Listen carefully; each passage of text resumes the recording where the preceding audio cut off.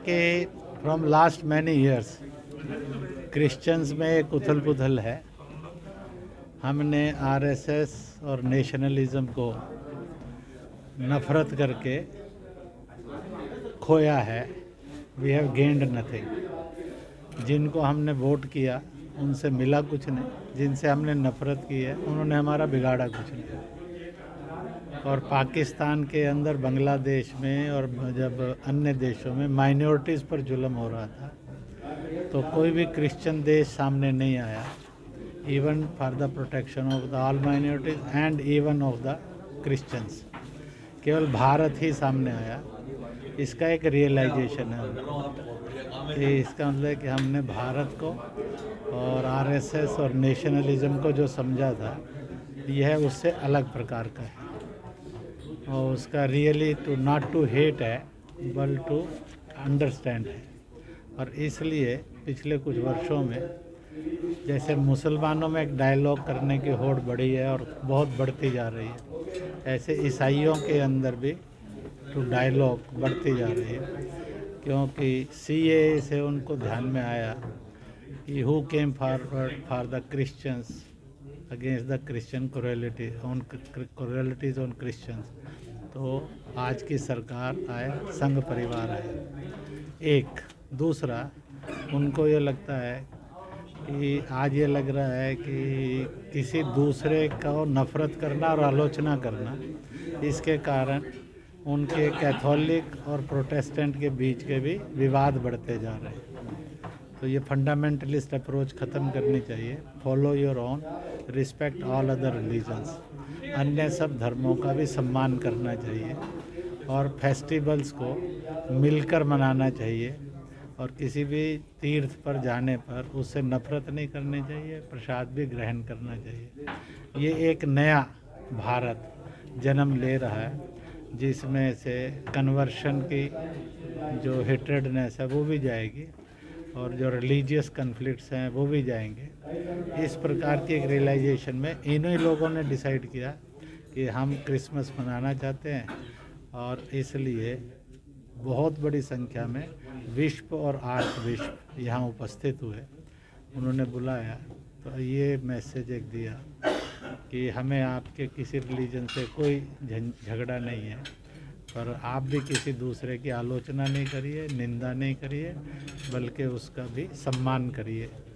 ऐसा एक रेजोल्यूशन बना। It is the first in the history of the independent Bharat है, बल्कि बिफोर दैट भारत का भी ये फर्स्ट ऐसे इंसिडेंट है जो हो रहे हैं। यह एक बहुत बड़ी बात है और इसका चुनाव से नहीं है, पर चुनाव को अगर ये प्रभावित करता है तो नथिंग रॉन्ग। सर, इसी से रिलेटेड मेरा एक सवाल है। पहली बार सर आरएसएस और क्रिश्चियंस एक साथ एक मंच पे आ रहे हैं। आपको क्या लगता है सर, ऐसे सिचुएशन में जब क्रिश्चियंस पे हमले बढ़ रहे हैं, BJP ruled states anti conversion law ला रहे हैं, ऐसी स्थिति में सर आपको क्या लगता है? ऐसा है कि जब ये अंडरस्टैंडिंग बन जाएगी कि रिस्पेक्ट ऑल रिलीजन्स, तो कन्वर्शन की ज़रूरत ही नहीं रहेगी। जब आपको दूसरे की भी रिलीजन की इज्जत करनी है, what is the need of conversion? तो इसलिए कन्फ्लिक्ट्स विद इन रिलीजन भी ख़त्म होंगे, कन्फ्लिक्ट्स बिटवीन द रिलीजन्स भी ख़त्म होंगे। नहीं तो आज शिया सुन्नी भी लड़ते हैं, आज कैथोलिक प्रोटेस्टेंट भी लड़ते हैं। तो क्या ये लड़ाइयाँ होती रहनी चाहिए? इसलिए the formula given by the Bharat और भारतीय संस्कृति वो ये है कि सभी रास्ते उस ईश्वर के पास जाते हैं। इसलिए अच्छा ये है कि डोंट डू द कन्वर्शन। इसलिए अपने पर चलो, दूसरे की इज्जत करो, तो यह सारे संघर्षों से मुक्ति का मार्ग है। सर, एक सवाल और सर, एंटी कन्वर्जन लॉ के खिलाफ कर्नाटक में जो ईसाई समुदाय के लोग हैं प्रोटेस्ट कर रहे हैं सर, और लगातार इसका मतलब है अगर वो एंटी कन्वर्शन लॉ के खिलाफ प्रोटेस्ट कर रहे हैं, इसका मतलब उन्होंने मान लिया है कि वो कन्वर्शन करते हैं। तो their acceptance is inhuman, unconstitutional and also unlegal. Sir, Bharat का लीगल संविधान हमें ये इजाज़त देता है कि इजाज़त हम अपने देता हिसाब से प्रोपेगेट करें अपने रिलीजन को। हाँ, परंतु कन्वर्शन की इजाज़त नहीं देता है। आप अपने अपने को प्रोवाइड, आप देखिए ना, you go to the Tirupati, you go to the Prayagraj, you go to the दुनिया भर के यूरोपियन देशों के लोग आते हैं, सनातन करते हैं, उस पर तो कोई शोर नहीं है। क्यों? दैट इज़ नॉट करप्शन, वो एक्सेप्टेंस है, आप किसी भी रिलीजन को एक्सेप्ट करिए। पर जिस पर है तो इसलिए अगर एंटी कन्वर्शन लॉ बनता है तो ईसाइयों को भी मानना चाहिए कि उनकी भी प्रोटेक्शन है, कि उनको कोई कन्वर्ट नहीं करेगा। Why they are feeling unhappy, why they are in angerness, क्योंकि कन्वर्शन लॉ जो है ये डेमोक्रेसी का साइन है, वेलफेयर का साइन है, रिस्पेक्ट फॉर ऑल रिलीजन्स का है। तो अगर एंटी कन्वर्शन बनता है तो ईसाई भी तो उसमें फुल्ली प्रोटेक्टेड है ना, मुस्लिम भी फुल्ली प्रोटेक्टेड है, सनातनी भी fully protected. It is for the protection of all religions है। Anti conversion law means gives protection to every religion that he is totally protected under that law. इसलिए कोई किसी को कन्वर्ट नहीं करेगा।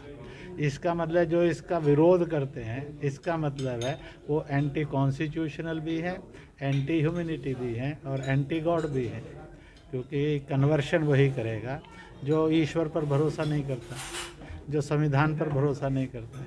मुझे क्यों डर नहीं है? क्योंकि मुझे लगता है under that law my religion, my way of worship is secured. तो ऐसे ही बौद्ध क्यों नहीं विरोध करता, जैन क्यों नहीं विरोध करता, सिख क्यों नहीं विरोध करता? इसका मतलब है कि उन सबको लगता है प्रोटेक्शन। ईसाई ही क्यों करता है? इसका मतलब है वो कन्वर्शन करते हैं, और कन्वर्शन करते हैं तो मानना चाहिए। और कन्वर्जन इज़ गुड और bad, you tell yourself. क्या आपको कन्वर्जन पसंद है? क्या कन्वर्जन होना चाहिए? क्या एक रामलाल को रेवरेंट बनना चाहिए और एक रेवरेंट को रामलाल बनना चाहिए? जो जहाँ है वो अपने में खुशी रहे और मिलकर रहे। आवर कॉन्स्टिट्यूशन सेज कि respect all others and live jointly with piece and happiness.